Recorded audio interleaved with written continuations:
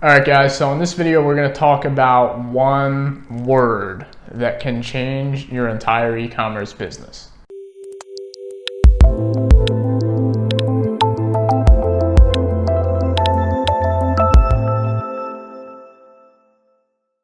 Okay, so guys, when it comes down to running an e-commerce store or any business for that matter, there's really one word that really impacts how well your business is going to do over time. And that word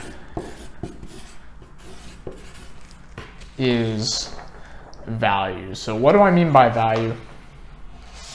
I mean the value that your business is actually bringing into the customer's life. So for example, for my digital product business, Casual E-commerce, the value that I am bringing to my customers or my audience, you guys, is high quality information that can help you guys start e-commerce businesses. So let's spin this and think about this more on the e-commerce perspective. So let's say I have an e-commerce brand based around something simple like markers. Now what I would want to do is I don't just want to focus on selling people markers. Obviously, I want to make sales because I want to make money, but I want to sell them markers and also provide value to them. Because when you provide value to somebody, when you improve their life, when your product genuinely benefits them, they're going to keep coming back and wanting to buy your product, buy other products. They're going to recommend you to their friends. So providing value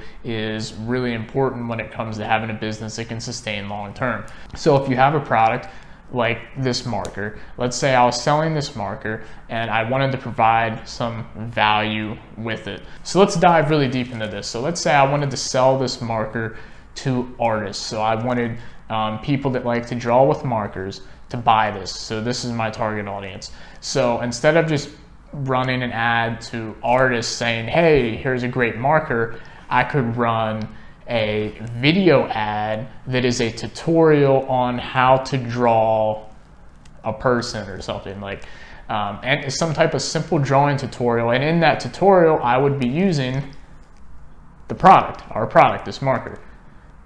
Disclaimer, I do not own Sharpie. So in that video tutorial, I'd be using my product. So I'm discreetly promoting the product, but I'm also providing value. So I'm teaching them something.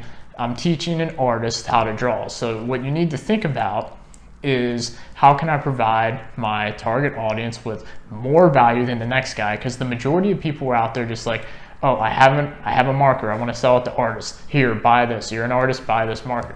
Now, if I go out there and instead of advertising like that, and I advertise with a video of here's 3 ways to draw, how to draw a person's face in 3 easy steps, and I'm using my product, in that video, the majority of people are going to come over to my brand because they're going to remember, oh, hey, this person actually, this brand actually taught me something. You're going to stick in their memory more. And when they think about markers, they're going to come back to you. So let's just go ahead and play out this entire sequence here. So I could have a video ad teaching somebody how to draw using my product, which is a marker. So then I could target just artists on Facebook. So from there I could retarget people that say watched 50% of that ad with a blog post with more value in it. So instead of a video demonstration of how to draw a face, maybe it's a blog post, a really in-depth blog post of 5 underestimated or overlooked drawing techniques, some really clickbaity title like that, but something that's going to provide a lot of value to my targeted audience, which in this case is artists. So let's say I run the video ad and then I have that retargeting set up to where I'm retargeting people that have watched 50% of the video ad with this blog post. And then in the blog post, we obviously are linking to our products. So at this point, everyone that's watched the video and seen the blog post have received 2 pieces of really good value from my brand, which means I'm now more ingrained in their mind and they're more likely to open their wallet and give my company money. Why? Because I have provided them with value.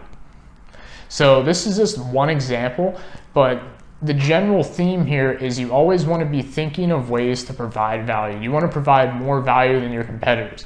So if your competitors are just direct linking the products, which is fine, you can do that, that still works, but you want to figure out ways to provide additional value. Maybe add bundles in there, maybe give free gifts with your products, maybe have some sort of, depending on what you're selling.